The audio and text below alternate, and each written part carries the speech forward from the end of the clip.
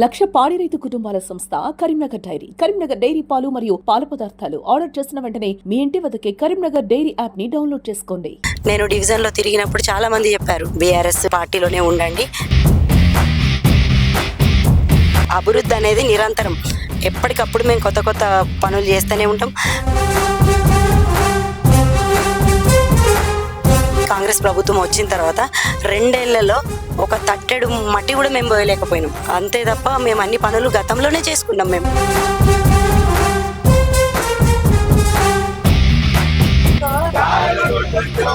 జై తెలంగాణ, జై తెలంగాణ, జై తెలంగాణ, జై తెలంగాణ,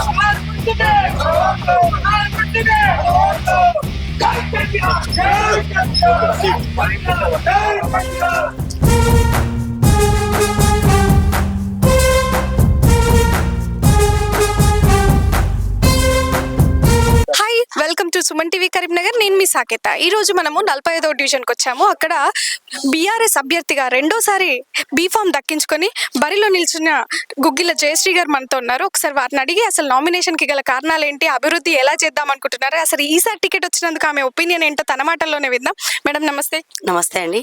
ఈసారి రెండోసారి ఆల్రెడీ టికెట్ మీకే వచ్చింది ఈ డివిజన్ కార్పొరేటర్గా. ఎలా ఫీల్ అవుతున్నారు? ఫస్ట్ ఆఫ్ ఆల్ చాలా హ్యాపీగా ఫీల్ అవుతున్నాను. నేను డివిజన్లో తిరిగినప్పుడు చాలా మంది చెప్పారు, బీఆర్ఎస్ పార్టీలోనే ఉండండి, బీఆర్ఎస్ టికెటే తీసుకోండి అని చెప్పి.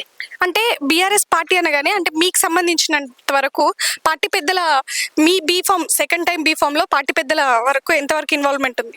మా బోయినపల్లి వినోద్ కుమార్ గారి, మా గంగుల కమలాకర్ కానీ, మేము చేసిన సేవలు కానీ, గతంలో 2 సార్లు కార్పొరేటర్గా గెలిచాను. వాళ్ళందరూ నన్ను గుర్తించి ఈసారి ఎంతమంది కాంపిటీషన్ వచ్చినా కూడా లేదు తనకే టికెట్ అని చెప్పి వాళ్ళు నా పేరే ప్రపోజ్ చేశారు. అంటే ఇప్పుడు చాలా మట్టుకు మహిళలుగా చాలా మంది రాజకీయాల్లోకి ముందుకు వస్తున్నారు. మీరు రెండోసారి కార్పొరేటర్గా ఒకసారి గెలిచి ఆల్రెడీ సిట్టింగ్ కార్పొరేటర్గా ఉన్నారు, రెండు సార్లు గెలిచారు, మూడోసారి బరిలోకి సిద్ధమైపోయినారు. సో ఇలాంటి తరుణంలో ఇప్పుడు ఈ వార్డుకి, ఈ కార్పొరేట్ ఈ డివిజన్కి సంబంధించి ఏమైనా ప్రధాన సమస్యలు, అంటే మీరు మీ హయాంలో కూడా చేయలేకుండా ఆగిపోయినటువంటి సమస్యలు ఏమైనా ఉన్నాయా? మాకు 2 డివిజన్లను కలిపి ఒక రోడ్ ఉండేది. గత ప్రభుత్వంలో కమలాకర్ అన్న కానీ, వినోద్ సార్ కానీ స్మార్ట్ సిటీ నిధులు తీసుకొచ్చారు. తర్వాత CMAలో ఒక రోడ్ పెట్టుకున్నాము. అది ఎలక్షన్ కోడ్ వల్ల ఆగిపోయింది. అది మేము తిరిగి చేద్దామంటే ఈ కాంగ్రెస్ ప్రభుత్వం వచ్చిన తర్వాత 2 ఏళ్లలో ఒక తట్టెడు మట్టి కూడా మేము పోయలేకపోయినాం. అంతే తప్ప మేము అన్ని పనులు గతంలోనే చేసుకున్నాం. మేము స్మార్ట్ సిటీ వచ్చింది, వినోద్ సార్ గంగుల కమలాకర్ కలిసి కరీంనగర్ను స్మార్ట్ సిటీకి 1000 కోట్ల ద్వారా కేబుల్ బ్రిడ్జ్ కానీ, ఏ ఒక్క రోడ్డు కూడా లేకుండా ప్రతి ఒక్క రోడ్డు, అంటే కేసీఆర్ గారు చెప్తారు కరీంనగర్లో నేను డల్లాస్ చేస్తా అన్నారు, చేసి చూపెట్టిండ్రు. ఇక్కడ చూసినట్టయితే ఇప్పుడు అమెరికాలో ఉన్న రేట్లు ఇక్కడ ఉన్నాయి. ఎందుకంటే ఈ ప్రభుత్వం చేసిన అభివృద్ధి వల్ల ఆటోమేటిక్గా భూమి రేట్లు పెరిగిపోయాయి. ఇప్పుడు అంటే 2 సార్లు ఆల్రెడీ మీ ప్రజలే మిమ్మల్ని గెలిపించి ముందుకు నిలుచోబెట్టిండ్రు, ఇప్పుడు కూడా ముందుకు నడిపిస్తున్నారు. ఇంత జనం ఉన్నారు, ఈ జనబలం మీకుంది. కానీ ఈసారి గెలిస్తే మీరు చేసే అభివృద్ధి పనులు ఏంటి అంటే మీరు ఏం చెప్తారు? ఇంకా నేను అన్ని పనులు చేసున్నా, ఇంకెక్కడనైతే చిన్న చిన్న లిటిల్ బిట్ల పనులు ఉన్నాయి అవన్నీ నేను తప్పకుండా చేస్తా. CC కెమెరాలు కూడా నేను ఏర్పాటు చేస్తా. ఇంకపోతే కుక్కల బెడద ఉంది, అది గతంలోనే అది కూడా మేము పర్సనల్గా కుక్కల్ని పట్టించి పంపించేసాం. ఎందుకంటే ఇప్పుడు కుక్కల్ని చంపడానికి లేదు, అదొక ప్రధాన సమస్య ఉంది, కోతులది కుక్కలది. ఇక ఇవైతే మోరీలు అవన్నీ ఎప్పటికప్పుడు ఉండేటివే. మున్సిపల్ అంటే నిరంతర ప్రక్రియ, ఇది ఒక రోజుతో ఆగేది కాదు. అభివృద్ధి అనేది నిరంతరం, ఎప్పటికప్పుడు మేము కొత్త కొత్త పనులు చేస్తూనే ఉంటాం. ఇకపోతే ఇక్కడ కొంచెం లైటింగ్ తక్కువ ఉంది. నేను గతంలో గెలిచినప్పుడు 36 డివిజన్లో ఒక్కటి కూడా లేకుండే. నేను గెలిచిన తర్వాత 10 హైమాసులు ఏర్పాటు చేసుకున్నా. అప్పుడే ఇంకొక 10 హైమాసులకు కూడా అగ్రిమెంట్ అయిపోయింది. సమ్మక్క జాతర వలన వాళ్ళకు కొంచెం టెండర్లు అన్నీ అటు వెళ్ళిండ్రు కాబట్టి ఇంకా దీన్ని వెలుగులు ఎక్కువ ఉండే విధంగా, ఇప్పుడు చూసినట్టయితే దొంగలు బెడద ఎక్కువ ఉంది, దానికి రక్షణగా మేము CC కెమెరాలు పెట్టిస్తాం, ఇంటింటికి చెట్లు పెట్టిస్తాం. ఈ యొక్క ఓపెన్ డ్రైవ్లు ఏమైతే ఉన్నాయో దోమల సమస్య అని చెప్తా ఉన్నారు వీధుల్లో తిరిగినప్పుడు, అది కూడా క్లోజ్ చేపిస్తాం. ఇంకొకటి ఏంటంటే, మేము ఒక్క ఓటేస్తే మా హస్బెండ్ నేను ఇద్దరం పనిచేస్తాం. మా దగ్గరికి ప్రజలు వచ్చుడు కాదు, ఒక సమస్య ఉందంటే మేమే వాళ్ళ ఇంటికి వెళ్ళి వితిన్ మినిట్స్లో పనిచేస్తాం. కాకపోయినా మళ్ళీ ఆ పని అయిందా లేదా మేము పర్సూ చేసుకుంటాం. రిటర్న్ కాల్ ఖచ్చితంగా చేస్తాం. ప్రతి ఒక్క మనిషికి స్పందిస్తాం. మేము అంటే విన్నంత వరకు అయితే గుగ్గిల జయశ్రీ గారు కార్పొరేటర్ కాకుండా చాలా సేవా కార్యక్రమాలు కూడా చేసి ఉంటారు మీరు. సో ఈ సేవా కార్యక్రమాల దృష్టిలోనే ఆలోచించి మహిళలకు మీరు ఏమైనా ఈసారి గెలిచినంత వరకు మహిళలకు ఏమైనా భరోసా ఇచ్చారా, ఇది చేస్తానని ఒక మహిళా కార్పొరేటర్గా? నేను 2005లో ఇండిపెండెంట్గా గెలిచిన, 2020లో జనరల్గా గెలిచిన. ఎందుకు, నాకు మహిళల బలం ఎక్కువ ఉంది. ప్రతి ఒక్క మహిళకు కూడా నేను ఎవరి కాళ్ళ మీద వాళ్ళు నిలబడాలని స్మాల్ స్కేల్ ఇండస్ట్రీ ద్వారా ఎన్ని లోన్లు ఇప్పించినో నాకే తెలియదు. కొన్ని కోట్ల రూపాయలు. మేము బ్యాంకుకి వెళ్ళలే, బ్యాంక్ మేనేజర్ మా ఇంటికి వచ్చి ఇచ్చిండు. ఫస్ట్ ఒక 5,000 తీసుకొని ఉన్నారు నేను గెలిచేటప్పటికి. 5,000 ఏంది ఒక్కరికి అని చెప్పి మేనేజర్ని ఇంటికి పిలిపించి, గతంలో నేను కాంగ్రెస్ ప్రభుత్వంలో ఉన్నప్పుడు ఒక 2 కోట్ల నిధులు బ్యాంకుకే నేను ఫండ్ ఇప్పించిన. సో బ్యాంక్ మేనేజర్ వాళ్ళు చాలా హ్యాపీగా ఫీల్ అయ్యి ఇంటికి వచ్చి ఆ 5,000లో వీళ్ళు ఒక 2,000 పే చేసిండ్రు. మిగతా రిమైనింగ్ అమౌంట్ లోన్ ద్వారా పట్టుకొని ఒక్కొక్కరికి 20,000 ఇచ్చిండ్రు. మళ్ళీ 20,000 ముట్టక ముందే మళ్ళీ 50,000 ఇప్పించాను. చాలా మందికి లోన్లు ఇప్పించిన. ఇప్పుడు పిఎంవై స్కీమ్లో కూడా ప్రతి ఒక్కరికి 50,000 వచ్చున్నాయి. మళ్ళీ కూడా ఇప్పిస్తా. భూములు ఇప్పించిన, పెన్షన్లు ఇప్పించిన. అప్పుడు పెన్షన్ అంటే 200 ఉండేది. ఆ 200 పెన్షన్కి ఎవరు ముందుకు రాకపోదురు. నేను ఇంటికి వెళ్ళి రాపించిన. వస్తాయి అనేవాళ్ళు. గతంలోనే నేను చాలా చేసిన. నా మీద ప్రజలకు నమ్మకం ఉంది, తనైతే పనిచేస్తుందని. ఇంకా సేవ అంటే నేను చెప్తున్నాను, కోవిడ్ వచ్చినప్పుడు ఒకరికొకరు మనుషుల మధ్యలో స్వార్థం పెరిగిపోయి, అంటే చాలామంది ముందుకు వచ్చిండ్రు కానీ కోవిడ్ పక్కింట్లో ఉంటే వెళ్ళలేని పరిస్థితి. నేను, మా హస్బెండ్, మా కుటుంబ సభ్యుల సహకారంతో 66 రోజులు రోజు ఉదయం సాయంత్రం 200 నుంచి 300 మంది వరకు వంట చేసి ప్యాక్ చేసి కోవిడ్ పేషెంట్లకు, వాడలో వర్కర్స్ ఉండిరి, వాళ్ళకు ఫుడ్ లేదు, టీ మీద ఉంటున్నామని చెప్పి చాలా బాధపడితే ఇంటింటికి ప్యాక్ చేసుకొని 12:30 వరకు ఫుడ్ డిస్ట్రిబ్యూషన్ చేసి, సివిల్ హాస్పిటల్లో కోవిడ్ పేషెంట్లకు మాత్రమే ఫుడ్ ఇచ్చేవాళ్ళు. అటెండెంట్లకు ఫుడ్ లేదు. ఇంటి దగ్గర నుండి తెచ్చుకోవడానికి వెహికల్స్ అట్లా లేవు. ప్రతి మనిషికి కూడా ఫుడ్ ఇచ్చి పొద్దున సాయంత్రం. ఇప్పుడు మామూలుగా ఇదివరకు కొంత ఓటర్ల సంఖ్య కొంతవరకు ఉండే, ఇప్పుడు డివిజన్ యాడ్ ఆన్ అవ్వడం వల్ల ఇంకా కాస్త ఓటర్ల సంఖ్య పెరిగింది. ఈ ఓటర్ల సంఖ్య పెరగడము మీ పార్టీ మీ నమ్మకం మీద కానీ, లేకుంటే అవతల డివిజన్ వాళ్ళు మీ మీద భరోసా ఎలా ఉన్నారు? వాళ్ళు ఏమన్నా మీ వైపు మొగ్గు చూపుతున్నారా? మొగ్గు చూపడం కాదు, వాళ్ళు చాలా హ్యాపీగా ఫీల్ అయ్యి వాళ్ళ పార్కు కమిటీ దగ్గర కొత్తగా యాడ్ అయింది 1300 ఓటర్లు మనకు కలిసిండ్రు. వాళ్ళందరూ వన్ సైడ్ డిసైడ్ చేసుకొని, ఆ ప్రెసిడెంట్ కానీ సెక్రటరీ కానీ పార్కు బాధ్యులు, వాళ్ళకు పార్క్ అంటే ప్రాణం. వాళ్ళు నన్ను ఒకటే అడిగినారు, పార్కును బాగా చూసుకోవాలని. పార్కును ఖచ్చితంగా మేము మంచిగా చేస్తామని చెప్పి అన్న తర్వాత వాళ్ళు బ్రేక్ఫాస్ట్ అరేంజ్ చేసి 250 మందికి వాళ్ళు ఖర్చు పెట్టుకుని పాంప్లెట్స్ బుక్ చేసి వాళ్ళు మాకు ఫండింగ్ కూడా ఇస్తుండ్రు. ఇంతకన్నా ఎక్కువ ఎగ్జాంపుల్ ఏం కావాలి? ప్రతి ఒక్కరిని పిలిచి వాళ్ళు ఇంటికొకరు వచ్చి నాతో ప్రచారం చేసి వెళ్ళిండ్రు. యూత్ ఫాలోయింగ్ ఎలా ఉంది గుగ్గిల జయశ్రీ గారి కంటే? మీరు ఏం చెప్తారు? యూత్ ఫాలోయింగ్ బాగుంది. ఎందుకంటే ఇంతమంది యూత్ ఉన్నారు కదా, ఇందులో అందరు కూడా ఓటర్స్. ప్రతి ఒక్కరు కూడా ఓటర్స్, వాళ్ళ ఫ్యామిలీస్ ద్వారా వాళ్ళు ఓట్లు వేయిస్తారు. వాళ్ళే ఒకటి చెప్తుండ్రు, మనం తిరుగుడు కాదు అక్కతోని, మీరు కూడా రావాలి అమ్మ అని చెప్పి వాళ్ళ అమ్మల పేరెంట్స్ కూడా చెప్తా ఉన్నారు. గుగ్గిల జయశ్రీ గారికి రాజకీయ భరోసా ఎవరు అంటే మొదటగా వినిపించే పేరేంటి? మాకిద్దరు, మా గంగుల కమలాకర్ అన్న, మా బోయినపల్లి వినోద్ అన్న, ముఖ్యంగా మా నా భర్త. తను ఏంటంటే బ్యాక్ బోన్ బాగా.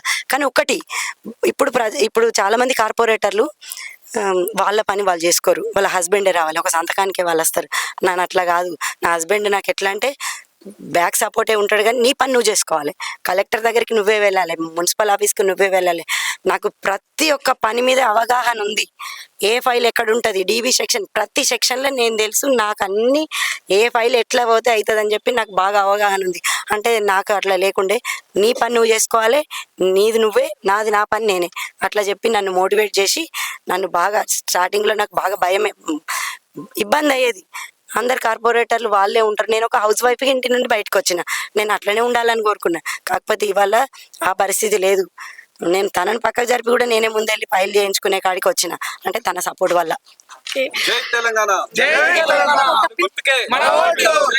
ఈ రోజు మీకు సపోర్ట్ చేయడానికి చాలా మంది నాయకులు వచ్చి ఉన్నారు బీఆర్ఎస్ నుంచి.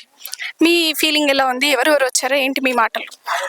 ఇప్పుడు మా 45 డివిజన్కి డాక్టర్ అమిత్ గారిని ఇన్ఛార్జిగా నియమించిండ్రు. మా మాజీ మాజీ ప్రెసిడెంట్, ఈ డివిజన్ ప్రెసిడెంట్ పెద్దలందరూ కూడా సపోర్ట్ చేస్తుండ్రు. సారు ఈ అమిత్ సార్ తిరగడం వలన ప్రతి ఒక్క కుటుంబానికి వారు పరిచయం ఉన్నారు. ఎందుకంటే వైద్యో నారాయణ హరి అంటారు. వారు ఒక డాక్టర్గా చాలా కుటుంబాలకు సేవ అందించిండ్రు. మా యూత్ కాంగ్రెస్ అధ్యక్షుడు కూడా మా దాంట్లోకి వచ్చిండు అజీమ్ గారు. తను కాంగ్రెస్ పార్టీలో ఉండి కూడా మాకే సపోర్ట్ చేస్తూ ఉన్నారు. మైనారిటీస్ అంతా కూడా మాకు డైవర్ట్ అయినరు. ఎందుకంటే తను ప్రతి ఒక్కరికి చెప్తుండ్రు తులం బంగారం ఇస్తా అని చెప్పి మోసం చేసిండ్రు. తనకు కూడా చాలా రోజుల నుంచి వర్క్ చేసుకున్నారు. టికెట్ ఇస్తా అని మోసం చేసిండ్రు. మా పార్టీలో కలిసి నాకు ఇంకా బలాన్ని చేకూర్చిండ్రు. సార్ డివిజన్లో తిరిగినప్పుడు, అమిత్ సార్ ఏదైతే ఇన్ఛార్జ్ ఉన్నారో డివిజన్లో తిరిగినప్పుడు వాళ్ళ పేషెంట్లు ఉంటారు కదా, తెలిసిన డాక్టర్ కుటుంబాలు ఉన్నాయి ఇక్కడ చాలా మంది. మంకమ్మ తోటలో మంచి వెల్ ఫ్యామిలీస్ ఉన్నాయి. వాళ్ళందరూ చెప్తా ఉన్నారు సార్ మాకు బాగా పరిచయం. సార్ వల్ల మాకు ఒక దేవుడు అని చెప్పి కాలు మొక్కిండ్రు ఇందాక వెళ్తే. ఎందుకంటే మా బాబుని రక్షించిందే వాళ్ళ హస్బెండ్ అనేటాడు గురేసుకొని చనిపోతే సార్ ధైర్యం ఇచ్చి 20 డేస్కి ఒకసారి బ్లడ్ మారుస్తుండట. మాకు ఆ విషయం తెలియదు. ఓటర్ను కలిసిన తర్వాత మాకు కూడా తెలియదు. కలుస్తున్నాం వస్తున్నాం. సార్ను చూసి వాళ్ళ స్పందన చూసినాక మాకు కొంచెం ఇంకా పాజిటివ్ అనిపించింది. మంచి వ్యక్తిని, సరైన వ్యక్తిని మా డివిజన్ కేసిండ్రు. సో అలాంటి వ్యక్తితో మనం కూడా మాట్లాడే ప్రయత్నం అయితే చేద్దాం. డాక్టర్ అమిత్ గారు నమస్కారం. నమస్తే. ఎలా ఉంది ఇక్కడ ఇన్ఛార్జ్గా మీరు ఆల్రెడీ బాధ్యతలు తీసుకున్నారు ఈ డివిజన్కి సంబంధించి? ఆల్రెడీ మీరు ఒక హాస్పిటాలిటీకి సంబంధించి ప్రతి ఒక్కరి గురించి కూడా కాస్త అవగాహన ఉంది అని చెప్తున్నారు జయశ్రీ గారు. మీరు ఎలా ఫీల్ అవుతున్నారు? నాకు చాలా సంతోషంగా ఉంది. యాక్చువల్లీ నన్ను మొన్న పిలిచిండ్రు, మీరు ఒక వార్డ్ ఇన్ఛార్జ్గా పంపిస్తామని అంటే డెఫినెట్లీ. ఎందుకంటే నేను బీఆర్ఎస్ అంటే నాకు ఇష్టం. ఎందుకంటే మన తెలంగాణ వచ్చిన పార్టీ బీఆర్ఎస్ పార్టీ. ఇంత అభివృద్ధి జరిగిన పార్టీ చేసింది కూడా బీఆర్ఎస్ పార్టీ. నన్ను అవకాశం ఇస్తా, మీరు పని చేయాలి అంటే డెఫినెట్లీ నేను చేస్తాను. బీఆర్ఎస్ కోసం నేను ఏదైనా చేస్తా. సో నాకు 45th వార్డ్ నాకు ఇచ్చారండి ఇన్ఛార్జ్గా. బీఆర్ఎస్కి చేస్తా అన్నారు. బీఆర్ఎస్లో వై గుగ్గిళ్ళ జయశ్రీ గారు అంటే? సో నాకు 45th వార్డ్ నాకు ఇన్ఛార్జ్గా ఇచ్చినప్పుడు నేను 45th వార్డ్ ఎవరు నిలబడుతుందని చూసినా గుగ్గిళ్ళ జయశ్రీ. అంటే ఇంతకుముందు కూడా చూసినా, ఇప్పుడు అక్క చెప్పినట్టు ఇంతకుముందు కోవిడ్ టైంలో వాళ్ళు ఏ విధంగా అయితే పని చేసిండ్రో నేను కూడా అవన్నీ చూసినాను. ఆ వర్క్ చూసినా నాకు చాలా హ్యాపీ అనిపించింది, నాకు చాలా సంతోషంగా అనిపించింది. మరి ప్రచారం చేస్తుంటే ఈరోజు మార్నింగ్ కూడా ప్రతి గడపరకు వెళ్ళినా అక్క నాకు తెలుసు డెఫినెట్లీ చేస్తాం, ఇంతకుముందు అభివృద్ధి చేసింది, పక్క వార్డులో అభివృద్ధి అయింది, ఇప్పుడు మా వార్డుకి వచ్చింది. ఇది కొత్తగా కలిసిన రోడ్, ఇది పక్కన లేనిది. సో డెఫినెట్లీ మాకు కూడా మంచిగా పనిచేయాలని అందరు కోరిండ్రు. డెఫినెట్లీ నాకైతే చాలా సంతృప్తంగా ఉంది, సంతోషంగా ఉంది అక్కతో పనిచేయడం. ఎందుకంటే వాది కూడా సేవాభావం, మాది కూడా. మేము కూడా డాక్టర్ వృత్తిలో కూడా మేము కూడా ఏదైతే సేవిస్తారో వారు ప్రజలలో ఉండి కూడా మమైక్యంగా సేవ చేస్తున్నారు. కాబట్టి నాకు చాలా సంతోషంగా ఉంది. అలాగే గుగ్గిళ్ళ జయశ్రీ గారిని బలపరచడానికి మరొక రాజకీయ నాయకులు కందికట్కూరు గ్రామ సర్పంచ్లు వేణుగారు మనతో ఉన్నారు. ఒకసారి వారిని కూడా మాట్లాడించే ప్రయత్నం చేద్దాం. సార్ నమస్తే. నమస్కారం. ఎలా అనిపిస్తుంది జయశ్రీ గారి నామినేషన్ తర్వాత ఉన్నటువంటి పోరులో ర్యాలీ ఎలా ఉంది? అసలు జనాల ఆదరణ ఎలా ఉంది? మీరు మీ మాటల్లో చెప్పండి. ర్యాలీ మార్నింగ్ నుంచి మేము స్టార్ట్ చేసినాము. ఎక్కడికి వెళ్ళినా ఏంటికి వెళ్ళినా కూడా అంటే తను ఇదివరకు చేసినటువంటి కార్యక్రమాలను చూసి, లేకుంటే మేము కూడా ఇక్కడనే 40 సంవత్సరాల నుంచి ఆల్మోస్ట్ ఇక్కడ రెసిడెంట్గా ఉన్నాము. తను కూడా దాదాపు 20 సంవత్సరాల నుంచి మాకు పరిచయం ఉన్నారు. సో అంటే ఏ సందర్భమైనా ఏ సమస్య అయినా తక్షణమే స్పందించి దానికి పరిష్కారం చూపడంలో ముందుండే అటువంటి వ్యక్తిని మనం కూడా ఆశీర్వదించాలని చెప్పి, ఇది కొత్త డివిజన్ అయినా ఇప్పుడు కొత్తగా యాడ్ అయినా కూడా తను చేసేటువంటి కార్యక్రమాలకు అట్రాక్ట్ అయ్యి వాళ్ళందరూ కూడా స్పందిస్తున్నారు. తర్వాత ఏంటి అంటే మనం కూడా ఒకటి ఆలోచించాల్సినటువంటి విషయం ఏంటంటే, ఎవరైతే కార్పొరేటర్గా గెలిచిన తర్వాత వాళ్ళ బాధ్యత ఏంటంటే ప్రతి ఒక్కరు ఏదైనా సమస్య వస్తే వెంటనే తీర్చేటువంటి వ్యక్తికి మనం కూడా ఎన్నుకుంటే ఏంటంటే రేపు మన సమస్యలను కూడా తొందరగా తీర్చేటువంటి అవకాశం ఉంటుంది. కాబట్టి తప్పకుండా జయశ్రీ గారిని 20 సంవత్సరాల నుంచి నేను చూస్తున్నా కాబట్టి వారు ప్రతి సమస్య మీద అవగాహన ఉంది. ప్రతి సమస్య పరిష్కారానికి వాళ్ళు సొల్యూషన్ అనుకుంటారు. కాబట్టి వాళ్ళకి ఓటేసి గెలిపేయాలని చెప్పి నేను కూడా ఒక రాజకీయ నాయకునిగా నేను కూడా అభ్యర్థిస్తున్నాను. తర్వాత ఇక ముందు ఏంటంటే మనం కూడా చాలా 60 సంవత్సరాలు చూసినాం, కాంగ్రెస్ గవర్నమెంట్ కానీ మిగతా గవర్నమెంట్ కానీ చూస్తున్నాం. కానీ కేవలం ఈ 10 సంవత్సరాలుగా బీఆర్ఎస్ పరిపాలన మాత్రం ఎందుకు స్మార్ట్ సిటీ అయిందనేది కూడా మనం గమనించుకోవాలి. తద్వారా ఏంటంటే డెవలప్ జరుగుతూనే మనం కూడా మన కుటుంబాలు కానీ మన భవిష్యత్ తరాలు కూడా అభివృద్ధి సాధిస్తాయని చెప్పి గుర్తుంచుకొని ఆ ఓటును, అమూల్యమైనటువంటి ఓటును అభివృద్ధి చేసే పార్టీకి మాత్రమే వేయాలని చెప్పి అభ్యర్థిస్తున్నాను. ఈ మధ్య కాలంలోనే వెలిచాల రాజేంద్రరావు గారి పైన ఘాటు వ్యాఖ్యలు చేసి కాంగ్రెస్ 10 సంవత్సరాలు కష్టపడి కాంగ్రెస్ కండువా కప్పుకొని సడన్ గా బీఆర్ఎస్ లోకి మార్పు చెందినటువంటి ఎండి అజీం గారు మనతోనే ఉన్నారు. అసలు దాని వెనుకున్న కారణాలు ఏంటో కూడా మనం తెలుసుకునే ప్రయత్నం అయితే చేద్దాం. నమస్తే సార్.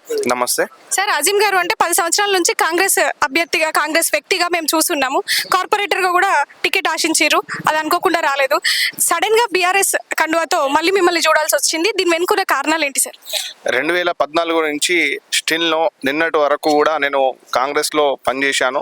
గతంలో 2020లో కార్పొరేటర్గా పోటీ చేసి కాంగ్రెస్ ఉనికి లేనప్పటికీ కూడా కాంగ్రెస్ ఉనికిని కాపాడుకుంటూ జెండా మోసుకుంటూ కార్యకర్తలు కాంగ్రెస్ జెండా పట్టుకుంటే చాలా మంది నవ్వినారు. అయినప్పటికీ కూడా పార్టీ బలోపేతానికి చాలా కృషి చేసి తర్వాత యూత్ కాంగ్రెస్ స్పోక్ పర్సన్, తర్వాత elected youth Congress general secretary సభ్యత్వానికి అంటే జిల్లా లెవెల్గా నేను ఒక పదవి పొంది ఉండి కూడా డివిజన్లో పని చేసుకోమని చెప్పి అన్యాయం చేసినారు. అంటే ఇక్కడ సెక్యులర్గా పార్టీ కాంగ్రెస్ పార్టీ సెక్యులర్ అని చెప్పుకోవడానికి పేరుకే మాత్రానికి సెక్యులరిజం ఎక్కడ కూడా లేదు.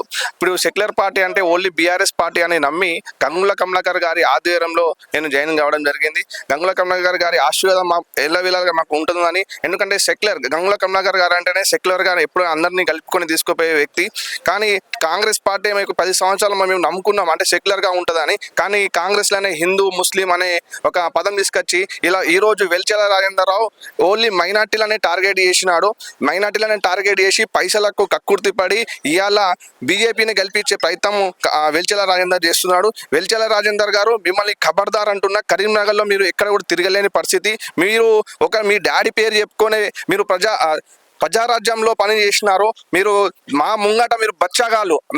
ఎందుకు బచ్చగాళ్ళు అంటున్నాం అంటే మేము సీనియర్ నాయకులము. మా ముంగట మీరు జాయిన్ అయ్యి మొన్న మీరు పొద్దున్న లేస్తే హైదరాబాద్లో ఉంటారు, మీ పిల్లలు హైదరాబాద్లో ఉంటారు, మీకు యుఎస్లో బిజినెస్లు ఉంటాయి. కానీ ఇక్కడ ఉన్న మీరు గత ఇన్ఛార్జ్ తీసుకొని కూడా మీరు ఇక్కడ ఏం అభివృద్ధి చేయలేదు. కనీసం రాష్ట్ర ప్రభుత్వం నుంచి కూడా ఇక్కడ చాలా బిల్స్ పెండింగ్ ఉన్నాయి. ఆ బిల్స్ కూడా ఇలా ఇయ్యలేని పరిస్థితి. కాంట్రాక్టులు ఆత్మహత్య చేసుకునే పరిస్థితులు తీసుకొచ్చినారు కాంగ్రెస్ ప్రభుత్వం. కనీసం తులం బంగారం ఇస్తా అని చెప్పి ఇంతవరకు ఇయ్యలేదు. కనీసం వృద్ధులకు పింఛను అంటే పేదవాళ్ళు వృద్ధులు ఏదైతే ఉన్నారో పింఛన్ ఆశించి 1000 రూపాయలు 2000 ఆశించే వృద్ధులకు కనీసం పింఛన్ పెంచుతా అని ఆశపరిచి పింఛన్ కూడా ఇవ్వలేని పరిస్థితి. చాలా మంది కార్యకర్తలకు పొట్టన కొట్టి కార్యకర్తలను పేరుగానే వాడుకొని ఏదైతే మీకు నామినేట్ పదవులు ఇస్తాము, పేరుకే నామినేట్ పదవులు ఇస్తా అని కార్యకర్తలను వాడుకొని ఈరోజు ఏదైతే పైసా బలం ఉన్న వాళ్ళకి బ్యాగులు సంచులు నింపుకున్న వాళ్ళకే మీరు టికెట్లు కేటాయించినారు.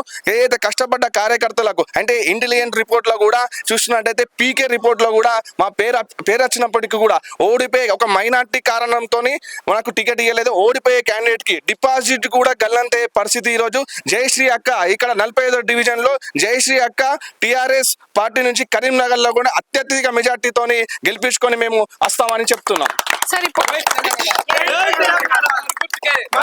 ఇక్కడ గుగ్గిల జయశ్రీ గారి ప్రచార ర్యాలీలో ఉన్నటువంటి కొంతమంది యూత్ కూడా ఉన్నారు. వారిని కూడా పలకరించి అసలు వారి ఉద్దేశం ఏంటో కూడా తెలుసుకుందాము. ఇక్కడ ఎలా ఉంది ఈ డివిజన్ కి సంబంధించి గుగ్గిల జయశ్రీ గారి ప్రచారం ఎలా ఉంది, ఎలా సాగుతుంది, అసలు గెలుపు తనకే ఉంది అని ఎట్లా నమ్ముతున్నారు? జై తెలంగాణ. ఫస్ట్ ఆఫ్ ఆల్ తను అటు అభివృద్ధి చేసిందని ఇప్పుడు మా డివిజన్ కొత్తగా కలిసిందండి. తన అభివృద్ధిని చూసి ఈ డివిజన్ వాళ్ళం పర్సనల్గా అందరం కొత్త డివిజన్ వాళ్ళు, పాత డివిజన్ వాళ్ళు కాదు, ఇప్పుడు మన ఇక్కడ ఉన్న వాళ్ళందరూ మన కొత్త డివిజన్ వాళ్ళమే తనతో నడిచి మా ఓట్లని తనకే వేసి తననే గెలిపించుకొని మన రోడ్డు మాకు కావాల్సిన అన్ని సౌకర్యాలన్నీ తనతో తీర్చుకుందామని, తనని గెలిపిద్దామని పోరాడుతున్నాం. మేము అంతకుముందు ఉన్న కార్పొరేటర్ల అభివృద్ధి పనులు ఆ డివిజన్ లో యాడ్ ఆన్ కాకముందు ఉన్నటువంటి డివిజన్ లో ఏం పనులు జరగలేవా? తను కొన్ని సైడ్ చేశాడు, కొన్ని సైడ్ చేయలేదు. ఆ చేయని వ్యక్తులం మేము, పర్సనల్ గా మేము మాది కూడా అభివృద్ధి చెందాలని అనుకుని, తనైతే ఒక బాధ అనేది ఒక లేడీస్ బాధలు తెలుసుకుంటుంది. తన హస్బెండ్ జెంట్స్ బాధ తెలుసుకుంటున్నారు. వాళ్ళిద్దరూ చేస్తున్నారు కాబట్టి వాళ్ళకిద్దరు బాధ తెలుసు. ఇటు లేడీస్ బాధ తెలుసు, జెంట్స్ బాధ తెలుసు. కాబట్టి వాళ్ళిద్దరు కలిసి మాకు కూడా మా ప్రాబ్లం అన్ని క్లియర్ చేస్తారనుకుంటూ మేము తనని గెలిపించాలనుకుంటున్నాము. గుగ్గిల జయశ్రీ గారిని బలపరచడానికి యూత్ అంతా కూడా సంసిద్ధంగా ఉన్నారు. అలాంటి యూత్ లోంచి మనం కూడా మాట్లాడే ప్రయత్నం చేద్దాం. సార్ నమస్తే, మీ పేరు? నా పేరు శ్రవణ్ పటేల్ అండి. శ్రవణ్ గారు, ఇప్పుడు గుగ్గిల జయశ్రీ గారిని బలపరచడానికి గల ముఖ్యమైన కారణం ఏంటి? అసలు యూత్ నుంచి ఆ ఫాలోయింగ్ ఎలా ఉంది, ఎట్లుంది, మీరు ఎట్లా సపోర్ట్ చేద్దాం అనుకుంటున్నారు? నేను అడ్వకేట్ అండి. జనరల్గా అక్క జయశ్రీ అక్క 2005 జస్ట్ ఆమె ఒక 20 ఆ ఏజ్లో ఉన్నప్పటి నుంచి అప్పుడు కార్పొరేటర్గా వచ్చింది. అక్క ఎంత స్వభావం అంటే ఒకటి నిమిషం విత్ ఇన్ జనరల్గా 36 వార్డు ఉండే. ఈ వార్డులు మొత్తం మట్టి ఉండే. జనరల్గా మంగమ్మ తోటలు ఎట్లుండే, ఇంత దుమ్ము వ్యవస్తుండే. తెలంగాణ వచ్చినాక టీఆర్ఎస్ మన ప్రజాపాలన టీఆర్ఎస్ పాలనలో అక్క అయితే ఎవరికన్నా కానీ ఏ ప్రాబ్లం ఉందా మినిట్స్లో అవైలబుల్ ఉంటుంది. ఇప్పుడు జనరల్గా అయితే అక్క టీఆర్ఎస్లోకి రావడము, టీఆర్ఎస్ నాకు తెలిసి మన కరీంనగర్ మొత్తంలో హైయెస్ట్ మెజారిటీతో అయితే అక్కనైతే గెలిపించుకుంటాము. ఇక కాంగ్రెస్ గురించి అయితే అసలు మాట్లాడుకోవడానికి లేదు. పొద్దున్న లేస్తే గ్యాస్ స్టవ్ కాడికెళ్ళి గుర్తుకొస్తుంది అమ్మలకు అక్కలకు, సిలిండర్ అని, కరెంటు కాడికెళ్ళి గుర్తొస్తుంది కరెంట్ ఏది అని, స్కూటీలు చూస్తే గుర్తొస్తుంది, తులం బంగారం చూస్తే గుర్తొస్తుంది. కాంగ్రెస్ ఏంటంటే జనరల్గా వాళ్ళు ఓటు అడగడానికి సిగ్గుపడుతారు. ఎవరైనా ప్రచారానికి జనరల్ మా దగ్గరికి వచ్చినా కానీ గట్టి అడగలేకపోతారు ఓటు అనేది. సో డెవలప్మెంట్ అనేది ఇక్కడ తెలంగాణ నుంచి స్టార్ట్ అయింది. కేసీఆర్ గారు మళ్ళీ వస్తారు. మన అక్క ఆధ్వర్యంలో ఇవన్నీ మట్టి రోడ్లు ఉంటాయి. లిటరలీ ఇవన్నీ మట్టి రోడ్లు ఉన్నాయి. ఇక్కడ ఉన్న వాళ్ళందరూ తెలుసు. అసలు ఎక్కడ కూడా మంకమ్మతోట ఏరియాలో ఒక మట్టి రోడ్ లేకుండా వేసిందని చెప్పేసి అంటే అది వినోదన్న స్మార్ట్ సిటీ తీసుకొచ్చారు. అక్క చాలా కష్టపడ్డది. 10 years అక్క అందరిలో అవైలబుల్ ఉన్నది. మన సీనియర్ ఇప్పుడు ఎవరికి ఏ తమ్మునికి అవసరం ఉన్నా అన్న అంటే మేము ఉన్నా అని ముందుకుంటాడు. జనరల్గా ఖచ్చితంగా కారు గుర్తుని అత్యధిక మెజార్టీతో మేము గెలిపించుకుంటామని చెప్తున్నాం. Thank you. అలాగే జయశ్రీ గారు, ఇప్పుడు లోకల్ పార్టీ బీఆర్ఎస్ ఉన్నప్పటికీ కూడా స్టేట్లో కాంగ్రెస్ నడుస్తుంది. ఆ హయాంలో మరి నిధులు తెచ్చుకొని గట్టిగా కొట్లాడదామని అనుకుంటున్నారా? సుమన్ టీవీ ప్రేక్షకులకు మీ ద్వారా ఏమైనా చెప్పాలనుకుంటే కూడా. ప్రశ్నించే గొంతుక తప్పకుండా ఉండాలి. ఎందుకంటే అధికార పార్టీ 2 సంవత్సరాలు అయింది వచ్చి. నేను అప్పుడు 1 year కౌన్సిల్లో ఉన్నా. ఒక తట్టెడు మట్టి కూడా నేను పోసుకోలే. ఏవైతే పాత రోడ్లు ఉన్నాయో వాటికి బిల్లులు ఇచ్చే బాధ్యత, ఇప్పించే బాధ్యత నాది. కమిషన్ అవసరం లేదు. మనకు రోడ్డు డెవలప్ కావాలని ఫండింగ్ చేసి మేము రోడ్లు వేయించుకున్నాం. అటువంటిది మేమెందుకు సాధించుకోం? తప్పకుండా కమిషనర్ ముందట ఒకప్పుడు నేను అధికార పార్టీలు ఉన్నప్పుడే వాటర్ సమస్య ఉంటే కమిషనర్ ముందట బిందెలతోని కూర్చున్న ఘనత మాది. అధికార పార్టీలు ఉన్నప్పుడే మేము చేసినాం. రిక్షా రాకపోతే రిక్షా పట్టి నేను రిక్షా చెత్త తీసిన. అటువంటి దాన్ని నేను ఖచ్చితంగా ప్రశ్నించే గొంతైనది. ప్రశ్నించుడే, నిధులు తెచ్చుకునుడే, పనులు చేసుడే. ప్రతి ఒక్కటి కూడా ఈ డివిజన్కి సంబంధించిన టోటల్ ఎస్టిమేషన్స్ అయి ఉన్నాయి, సంతకాలు అయి ఉన్నాయి, వర్క్స్ అయి ఉన్నాయి. పనులు చేయించుకునుడే వెంటబడి. ఎందుకంటే వాళ్ళు మాకే చేస్తారు, మాకు నమ్మకం ఉంది. ఎందుకంటే మేము గట్టిగా గొడవ చేస్తాం కదా, కౌన్సిల్లో మీటింగ్ కానిస్తామా? అసలు కానిచ్చే ప్రసక్తే లేదు. మీ వార్డు ప్రజలకి సుమన్ టీవీ ద్వారా ఏదైనా ఓట్ అప్పీల్ చెప్పాలనుకుంటే? నేను అందరికీ సవినయంగా నమస్కరిస్తా ఉన్నాను. నేను ఒక రాజకీయ నాయకురాలిలాగా కాకుండా ఒక సేవకురాలిగా పనిచేస్తా. ఒక ఓటేస్తే ఇద్దరం పనిచేస్తామన్న నినాదంతోనే నేను వెళ్తున్నా. అది ఎప్పటికీ కంటిన్యూ. అభివృద్ధి అనేది ఆగేది కాదు. నేను అభివృద్ధి చేస్తా. మహిళలందరూ నన్ను హక్కున చేర్చుకుంటుండ్రు. ఒక ఆడవాళ్ళ బాధ. మా ఇంటికి వేరే గతంలో కార్పొరేటర్ ఉన్నప్పుడు గేట్ వరకే వెళ్ళేవాళ్ళు. ఇప్పుడు మా కిచెన్లోకి వచ్చేంత స్వతంత్రం లేడీస్కి ఉంది. మగవాళ్ళు కూడా మా హస్బెండ్కి అందరూ క్లోజ్గా ఉంటారు కాబట్టి నేను వాళ్ళకు ఒక ఇంటి కుటుంబ సభ్యులలాగా పనిచేస్తా. మంచికైనా చెడుకైనా, చావైనా బ్రతకైనా ప్రతి ఒక్కరికి కూడా ఆర్థికంగా కానీ, అంటే ఉన్న కుటుంబాలకు కాదు, లేని కుటుంబాలకు కూడా నేను చేస్తా. కాబట్టి నా సేవలు గుర్తించి మరొకసారి నాకు మంచి మెజారిటీ ఇచ్చి నన్ను మీలో కార్పొరేటర్గా గెలిపించి నాతో పనులు చేయించుకునే బాధ్యత కూడా మీదే. మీరు ఫోన్ చేస్తే మా ఇంటికి రావాల్సిన అవసరం లేదు. ఫోన్ చేస్తే నేను వచ్చి పని చేస్తా అని చెప్పి వాళ్ళకు భరోసాను కల్పిస్తూ ఓటక్కు మరొకసారి అడుగుతున్నాను. మంచి మెజారిటీతో నన్ను గెలిపించాలని చెప్పి నేను సవినయంగా నమస్కరిస్తా ఉన్నాను. చూసారు కదా గుగ్గిల జయశ్రీ గారి నామినేషన్ ప్రచార ర్యాలీ ఎలా సాగుతుంది, అసలు ఆమె భరోసా ఏంటి అనేది మరిన్ని వీడియోలతో మళ్ళీ కలుద్దాం. Stay tune, Suman TV Karimnagar.